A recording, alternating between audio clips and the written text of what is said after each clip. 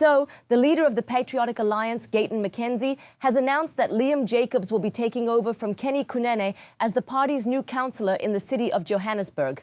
McKenzie described Jacobs as one of the party's brightest rising stars and said this role will give him the chance to gain experience and show his leadership skills.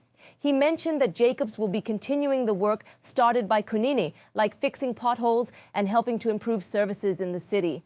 McKenzie congratulated him and encouraged Jacobs to take this moment to prove he can do more than just criticize. He can actually lead and make a difference. So this leadership change comes just days after Kenny Kunene resigned from his role as MMC for transport.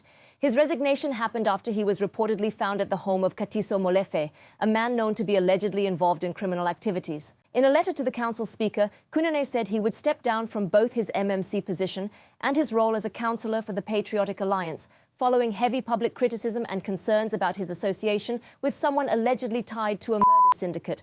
Kunene's resignation has caused a lot of concern within the city council.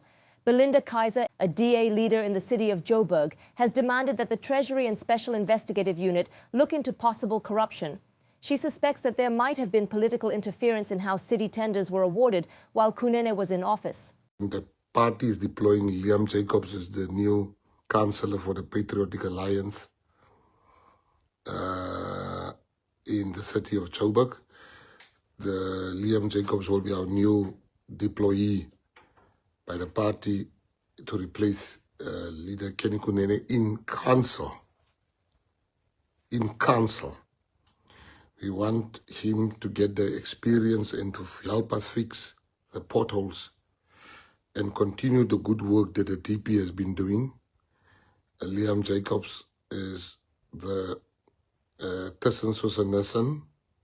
Congratulations, Liam. This is your chance to show people that you don't just complain and point out mistakes. This is your chance now to show people